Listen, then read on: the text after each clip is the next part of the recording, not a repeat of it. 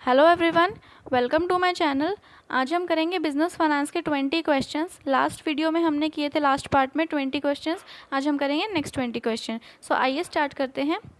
पहला क्वेश्चन है, which of the following characteristics are true with reference to the preference capital. Preference capital के regarding बताने में से कौन से फीचर्स सही हैं और कौन से नहीं हैं। ठीक है, मतलब कौन से सही हैं वो चीज़ बतानी है।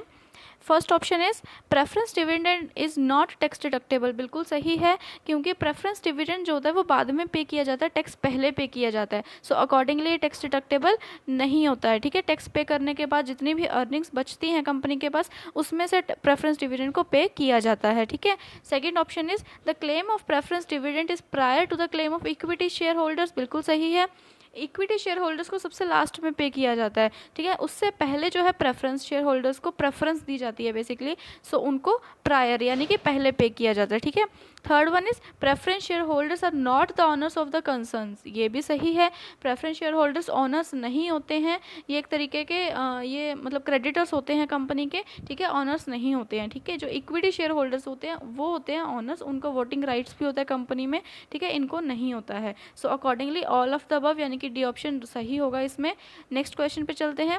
The formula of EBIT is, EBIT मतलब earning before interest and tax. इसका फॉर्मूला क्या होगा? इसका फॉर्मूला होता है contribution minus fixed cost. B इसका राइट आंसर होगा। जब हम सेल्स में से वेरिएबल कॉस्ट माइनस कर देते हैं तो वो आता है कंट्रीब्यूशन। ठीक है, जब कंट्रीब्यूशन में से हम फिक्स्ड कॉस्ट भी माइनस कर देंगे तो वो आ जाता है जो नेट प्रॉफिट, एक तरीके से आ जाता है जो earning before interest and tax, यानी कि इंटरेस्ट एंड टैक्स पे करने से पहले का प्रॉफिट आ जाता है। देन उसमें से जब हम इंटरेस्ट माइनस कर देते हैं, टैक्स माइनस कर देते हैं, देन जो अर्निंग्स बचती है यानी कि अर्निंग पर शेयर एक तरीके से बच जाती है, जो अर्निंग्स अवेलेबल होती हैं इक्विटी शेयर होल्डर्स के लिए। ठीक है, सो EBIT का फॉर्मूला क्या होगा? कंट्रीब्यूशन में से जब हम फिक्स्ड कॉस्ट को माइनस कर देंगे। ठीक है, नेक्स्ट क्वेश्चन पे चलते हैं। Financial leverage is also known as. Financial leverage को हम और क्या नाम से जानते हैं? इसको हम जानते हैं ट्रेडिंग ऑन इक्विटी के नाम से। सो इसका राइट आंसर होगा A, that is trading on equity. Financial leverage को हम ट्रेडिंग ऑन इक्विटी भी बोलते हैं। क्यों बोलते हैं? इसमें क्या होता है बेसिकली जो फिक्स्ड कॉस्ट सोर्सेज होते हैं उनका यूज़ किया जाता है। फिक्स्ड कॉस्ट सोर्सेज लाइक जिसपे एक फिक्स्ड पेमेंट कंपनी को करनी ही होती है। ठीक है, लाइक डेट हो गए, डिबेंचर्स हो गए जिन पे इंटरेस्ट फिक्स्ड रेट पे करना होता है, प्रेफरेंस शेयर होल्डर्स हो गए उनको भी एक फिक्स्ड रेट से डिविडेंड देना होता है, प्री डिसाइडेड होता है। ठीक है, उनका जो रेट होता है। ठीक है, और इनको हम ट्रेडिंग ऑन इक्विटी भी बोलते हैं, फाइनेंशियल लीवरेज भी बोलते हैं। इसमें हम क्यों बोलते हैं? बेसिकली जब रिटर्न आ रहा है, मतलब जो हमने फाइनेंस इकट्ठा किया है डेट इशू करके। ठीक है, हम डेट का यूज़ कर रहे हैं, डेट का यूज़ करके हमने फाइनेंस इकट्ठा किया है, पैसा इकट्ठा किया है, उसको हम इन्वेस्ट कर रहे हैं। उस पर जो रिटर्न आ रहा है अगर वो ज़्यादा होता है कॉस्ट से, ठीक है, कॉस्ट हमारी कम आ रही है और रिटर्न हमारा ज़्यादा आ रहा है, सो अकॉर्डिंगली ऑटोमेटिकली क्या होगा? जो अर्निंग पर शेयर है वो भी इंक्रीज़ हो जाएगी। ठीक है, अगर रिटर्न ज़्यादा आ रहा है तो जो शेयर होल्डर्स के लिए जो अर्निंग्स बचती हैं वो क्या हो जाएगी? इंक्रीज़ हो जाएगी।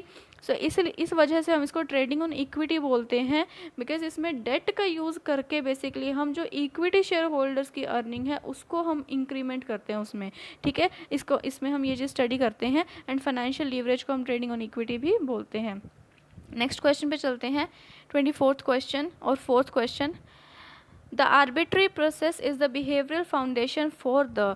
आर्बिट्रेज प्रोसेस बेसिकली किस में आता है? आर्बिट्रेज प्रोसेस जहाँ पे भी आ गया वहाँ पे अप्रोच चुपचाप आप टिक कर देना। ठीक है, ऑप्शंस देखे बिना जहाँ पे भी आर्बिट्रेज प्रोसेस आएगा वहाँ पे आंसर होगा अप्रोच। आर्बिट्रेज प्रोसेस बेसिकली इसमें होता क्या है कि जो प्राइसेस हैं एक मार्केट में कम होते हैं, ठीक है, एंड एक मार्केट में ज़्यादा होते हैं, देन उसमें क्या होता है? इक्वलाइज किया जाता है प्राइसेस, मतलब सेल एंड परचेज करके बेसिकली जो प्राइसेस है उसको एट द एंड इक्वलाइज किया जाता है। सो इसमें आर्बिट्रेज प्रोसेस किस में आता है?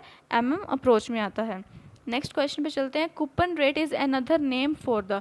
कूपन रेट का अनदर नेम क्या है? मार्केट इंटरेस्ट रेट नहीं, करंट यील्ड नहीं, स्टेटेड इंटरेस्ट रेट इसका सही आंसर होगा। कूपन रेट बेसिकली होता क्या है? जो बॉन्ड्स होते हैं ना उन पे जो इंटरेस्ट की पेमेंट की जाती है उसको हम बोलते हैं कूपन रेट। ठीक है, सो एंड कूपन रेट का अनदर नेम क्या होता है? Stated interest rate. Next one पे चलते हैं, डिविडेंड्स आर पेड। डिविडेंड कब पे किए जाते हैं? मंथली, क्वार्टरली, सेमी एनुअली और ईयरली। बेसिकली जो डिविडेंड होते हैं वो साल के एंड में पे किए जाते हैं, जब फाइनेंशियल ईयर कंप्लीट होता है उसी टाइम पे, जब सारे के सारे जो फाइनेंशियल स्टेटमेंट्स बनती हैं, प्रॉफिट कैलकुलेट किया जाता है, उसी टाइम पे ईयरली जो है डिविडेंड्स पे किया जाता है। अकॉर्डिंगली इसका राइट आंसर होगा D, that is yearly. Next question पे चलते हैं, which of the following equates the present value of cash outflows and the present value of expected cash inflows? ऐसा कौन सा मेथड है जो प्रेजेंट वैल्यू कैश आउटफ्लोज की एंड जो प्रेजेंट वैल्यू है वो कैश इनफ्लोज की उसको इक्वलाइज करता है? सो वो होता है internal rate of return method. Internal rate of return method में क्या होता है, ये वो इसमें वो रेट होता है जो मतलब दैट रेट ऑफ डिस्काउंट होता है जिसपे प्रेजेंट वैल्यू जो होती है कैश इनफ्लो की और जो प्रेजेंट वैल्यू होती है कैश आउटफ्लो की वो इक्वलाइज की जाती है। एंड इसको हम internal rate of return method क्यों बोलते हैं? बिकॉज इस पे जो डिस्काउंट रेट होता है वो इंटरनली ही डिटरमाइन किया जाता है कंपनी के द्वारा, ठीक है, वो इंटरनली डिटरमाइन करती है। एंड इसी रेट पे जो है जो जितने भी आउटफ्लोज होंगे या इनफ्लोज होंगे उन दोनों की जो प्रेजेंट वैल्यू है वो निकाली जाती है एंड देन उसको इक्वलाइज किया जाता है। ठीक है, सो अकॉर्डिंगली इसका राइट आंसर क्या हो जाएगा? B, that is internal rate of return. Fine, next question पे चलते हैं, which is not the technique of capital structure analysis. Capital structure analysis की इनमें से कौन सी टेक्निक नहीं है? कैपिटल स्ट्रक्चर में बेसिकली होता क्या है कि हम किस प्रोपोर्शन में फंड जो है वो रेज करेंगे, ठीक है, कितना प्रोपोर्शन हम शेयर्स का यूज़ करेंगे या कितना प्रोपोर्शन हम डिबेंचर्स का यूज़ करेंगे, ठीक है, सो वो प्रोपोर्शन डिसाइड किया जाता है। ठीक है, सो ये इसमें इन्होंने पूछा है भी कौन सी टेक्निक नहीं है? Trading on equity, capital gearing, capital budgeting and cost of capital. So इसमें से सही आंसर होगा C, that is capital budgeting. Because capital budgeting एक अलग से कंसेप्ट है, वो इसकी टेक्निक के अंडर नहीं आता है। कैपिटल बजटिंग का मीनिंग ही अलग होता है। दैट मीन्स उसमें हम ये चीज़ डिसाइड करते हैं कि हम कौन से प्रोजेक्ट्स में इन्वेस्ट करेंगे। जितना भी हमने फंड रेज किए कैपिटल स्ट्रक्चर से, उसको फर्दर हम इन्वेस्ट करते हैं कई सारे अलग अलग प्रोजेक्ट्स में। ठीक है, सो हम कौन से प्रोजेक्ट में इन्वेस्ट करेंगे वो चीज़ हम कैपिटल बजटिंग में डिसाइड करते हैं। एंड कहाँ से फंड रेज होगा वो हम कैपिटल स्ट्रक्चर में डिसाइड करते हैं। सो ये दोनों बिल्कुल अलग अलग टर्म्स हैं। ठीक है, सो ये इसकी टेक्निक के अंडर नहीं आता है। सो कैपिटल बजटिंग इसका सही आंसर होगा। नेक्स्ट क्वेश्चन पे चलते हैं, which of the following has the right to sell an asset at predetermined rate, predetermined price. इसमें से कौन सा होता है जिसमें सेल करते हैं, बेसिकली एसेट को सेल करते हैं प्री डिटरमाइंड रेट पे? नॉर्मली जब भी हमने कुछ भी परचेज करना होता है तो हम कॉल ऑप्शन का यूज़ करते हैं, राइट, हम कॉल ही करते हैं जब भी हमने कोई भी एसेट या कुछ भी परचेज करना होता है। सो हम उस टाइम पे कॉल ऑप्शन का यूज़ करते हैं, दैट मीन्स कॉल बायर हो गया वो तो, ठीक है। और जब भी हमने कुछ ना कुछ सेल करना होता है उस टाइम पे हम पुट का यूज़ करते हैं, ठीक है, अब पुट बायर का ऑप्शन यूज़ करते हैं। सो इसमें क्वेश्चन पे इन्होंने क्या पूछा है, सेल करनी है हमें एसेट, सो अकॉर्डिंगली हम पुट ऑप्शन का यूज़ करेंगे। सो पुट बायर ऑप्शन हो जाएगा इसमें सही आंसर, दैट इज़ सी, इसका सही आंसर होगा। नेक्स्ट क्वेश्चन पे चलते हैं, From the following techniques of capital budgeting decision, indicate the correct combination of discounting techniques. इन्होंने पूछा है जो ये कैपिटल बजटिंग की इन्होंने टेक्निक्स दे रखी हैं चारों की चारों, इसमें जो डिस्काउंटिंग टेक्निक्स है वो बतानी है, ठीक है। इनमें से 3 ऐसी टेक्निक्स हैं जो डिस्काउंटिंग टेक्निक्स हैं। सो इसमें ऑप्शंस है profitability, net present value, accounting rate of return and internal rate of return. So इसमें से 3 कौन सी टेक्निक्स है जो डिस्काउंटिंग मीन्स जो प्रेजेंट वैल्यू को लेके चलती है, डिस्काउंटिंग रेट को लेके चलती है, प्रॉफिटेबिलिटी इंडेक्स लेके चलती है, नेट प्रेजेंट वैल्यू लेके चलती है and internal rate of return लेके चलती है। सो अकॉर्डिंगली इसका राइट आंसर होगा C, that is first, second and fourth option इसका सही आंसर होगा। जो accounting rate of return method है ना, ये एक ट्रेडिशनल मेथड है जो कि प्रेजेंट वैल्यू या फिर कह लो कि जो डिस्काउंटिंग रेट को वो नहीं लेके चलता है, कंसीडर नहीं करता है। So accounting rate of return जो एक ट्रेडिशनल मेथड है, बाकी तीनों इसमें आ जाएंगे, ठीक है। अकॉर्डिंगली इसका राइट आंसर होगा सी। 31 क्वेश्चन पे चलते हैं, नेक्स्ट क्वेश्चन पे, An agreement between a buyer and seller to immediately exchange a specific asset for payment of cash is an example of। इसमें क्वेश्चन से ही पता लग रहा है कि वो एग्रीमेंट जिसमें बायर और जो सेलर है वो इमीडिएटली जो है एसेट को एक्सचेंज करते हैं, ठीक है। इमीडिएट पेमेंट होती है, इमीडिएट मतलब ऑन द स्पॉट हो गया एक तरीके से, ठीक है, मतलब मौके पे ही हमारी जो है ट्रांजेक्शन हुई है, सेल परचेज हुई है एसेट की, एंड मौके पे ही जो है पेमेंट हो गई है कैश की, इमीडिएटली हो गई है, इमीडिएटली होगी मतलब ऑन द स्पॉट होगी। सो इसका अकॉर्डिंगली राइट आंसर क्या होगा, स्पॉट कॉन्ट्रैक्ट होगा। जो फॉरवर्ड है, फ्यूचर है, या ऑप्शन है, इसमें फ्यूचर में की जाती है बेसिकली पेमेंट, बट जब ऑन द स्पॉट पेमेंट की जा रही है इमीडिएटली, सो वो होता है स्पॉट कॉन्ट्रैक्ट। ठीक है, सो इसका राइट आंसर होगा B, that is spot contract. Next question पे चलते हैं। In capital budgeting the term capital rationing implies, capital rationing का मतलब क्या होता है, बेसिकली जो बेसिक मीनिंग होता है, जब भी कंपनी के पास फंड कम हो जाए या लिमिटेड हो जाए, ठीक है, सो उस टाइम पे क्या होता है, भी उसी लिमिटेड फंड्स के थ्रू ही हमें इन्वेस्टमेंट करनी होती है अलग अलग प्रोजेक्ट्स में। ठीक है, बेसिकली अगर हम देसी लैंग्वेज में बोलें तो बजट कम हो जाना। ठीक है, अगर कंपनी का बजट कम हो गया है, ठीक है, उसके पास पैसा कम हो गया है, सो उस टाइम पे क्या करेगी, वो उसी लिमिटेड फंड्स के थ्रू ही उसी से ही काम चलाएगी, उसी से ही अपनी जो भी उसने इन्वेस्टमेंट्स करनी है, न्यू इन्वेस्टमेंट करनी है, वो करेगी। ठीक है, इन्वेस्टमेंट के लिए उसके पास अमाउंट जो होती है, उसका जो बजट होता है वो कम हो जाता है। सो अकॉर्डिंगली इसमें इन्होंने पूछा है द टर्म कैपिटल रैशनिंग का मतलब क्या होता है, बी ऑप्शन इसका अकॉर्डिंगली सही होगा, that limited funds are available for investment. ठीक है, सो इसका सही आंसर क्या होगा, मतलब लिमिटेड फंड्स जब कंपनी के पास रह जाता है इन्वेस्टमेंट करने के लिए, सो वो होता है कैपिटल रैशनिंग। ठीक है, नेक्स्ट क्वेश्चन पे चलते हैं। Which of the following is a reason to hedge a portfolio. Hedge का मीनिंग ही यही होता है कि बेसिकली जब हम रिस्क को कम, जो भी हमारा फाइनेंशियल लॉस होने की संभावना होती है इन फ्यूचर, सो उसको कम करने के लिए जो भी हम स्टेप्स उठाते हैं, जो भी हम टेक्निक्स यूज़ करते हैं, सो उसका मतलब होता है hedge basically.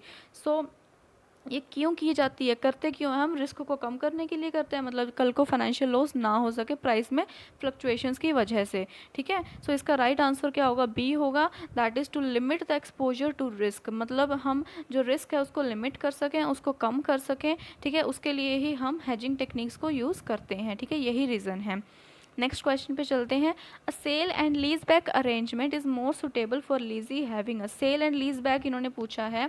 Normally sale and lease back का बेसिकली मीनिंग क्या होता है, फर्स्ट ऑफ ऑल तो कि जब किसी भी पर्सन को पैसों की नीड होती है, तो वो क्या करता है, जो उसकी एसेट होती है उसको सेल कर देता है, सो उसके पैसों की नीड पूरी होगी। मतलब एक तरीके से जब उसको लिक्विडिटी क्राइसिस होते हैं, एक पर्सन को जब उसको पैसों की नीड होती है, सो अपनी सेल एसेट क्या होता है, वो सेल कर देता है। ठीक है, बट उसे वो एसेट भी चाहिए होती है। ठीक है, उसकी खुद की एसेट थी पहले।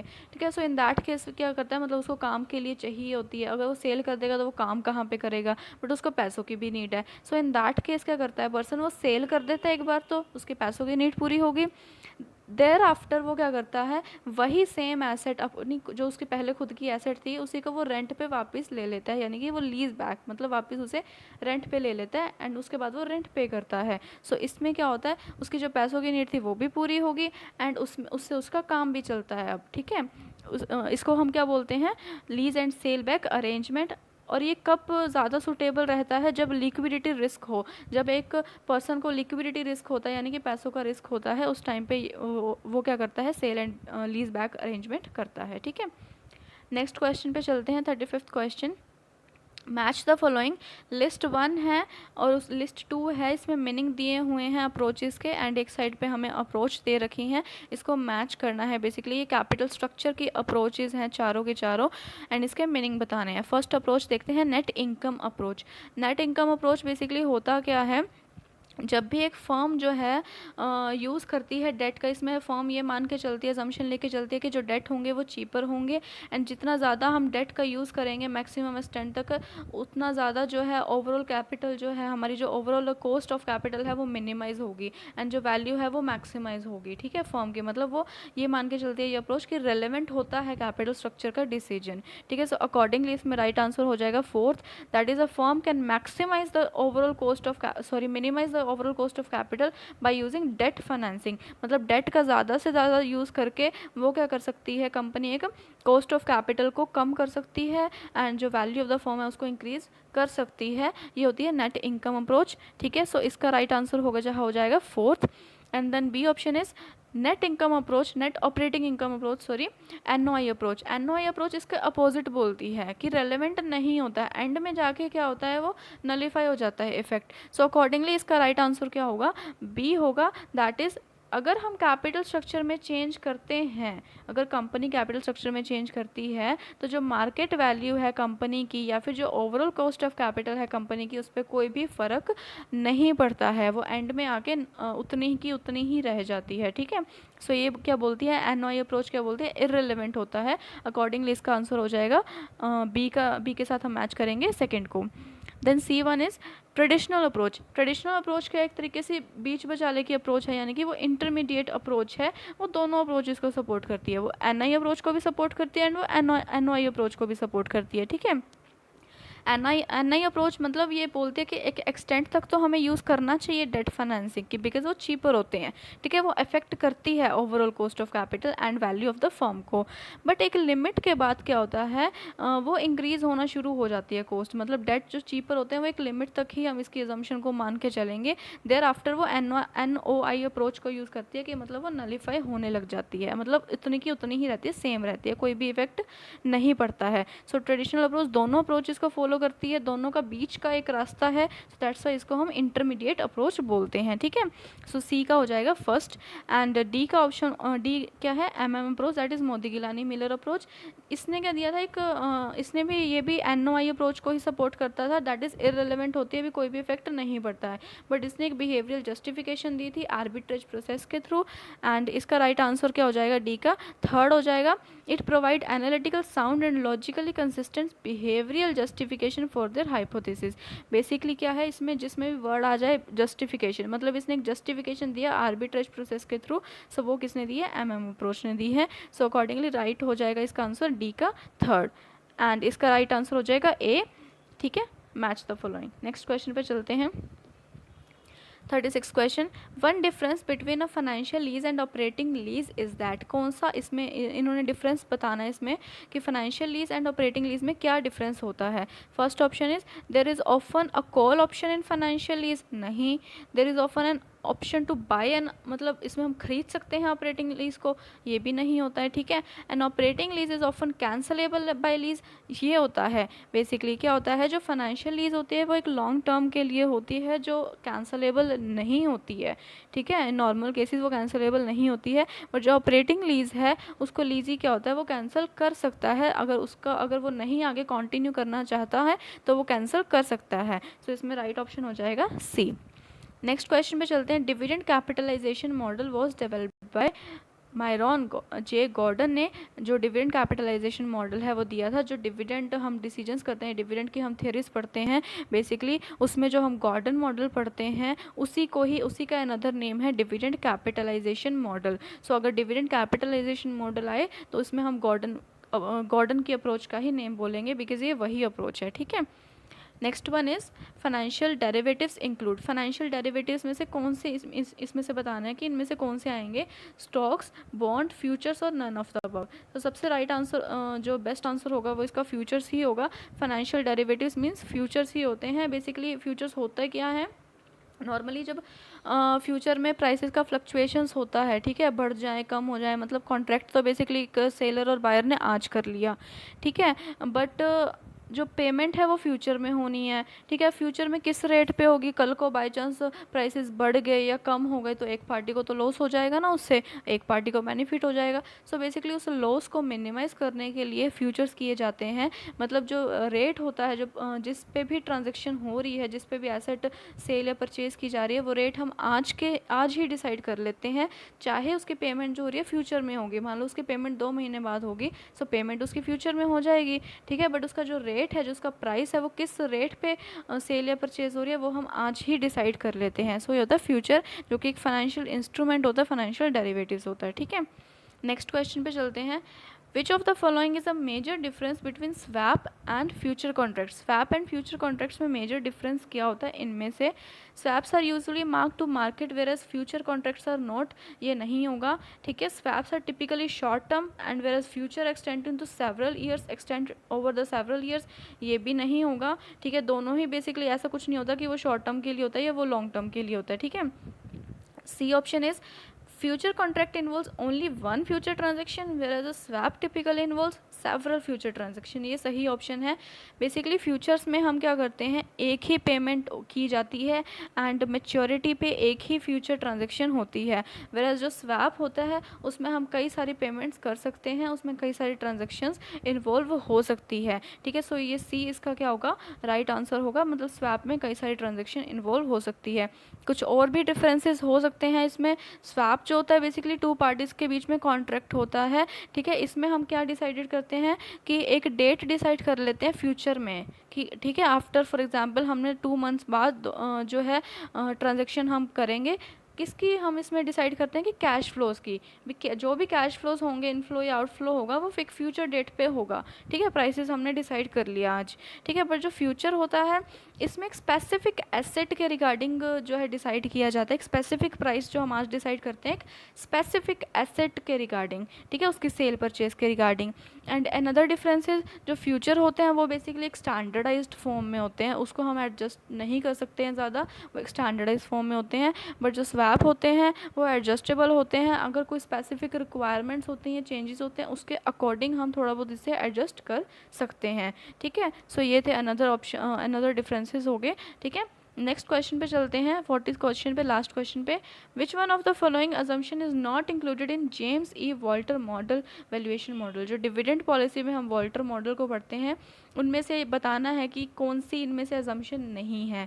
All financing by retained earnings only, ये बिल्कुल सही है। हम इसमें अजम्पशन लेके चलते हैं कि जितने भी हम जो पैसा है, जो फंड है वो रेस करेंगे, वो सारा का सारा ही रिटेन्ड अर्निंग्स का यूज़ करके ही करेंगे। Next one is no change in the key variable such as EPS और डीपीएस। जो डिविडेंड पर शेयर होता है, जो अर्निंग पर शेयर होती है, वो हमारी कांस्टेंट हम इसमें लेके चलते हैं।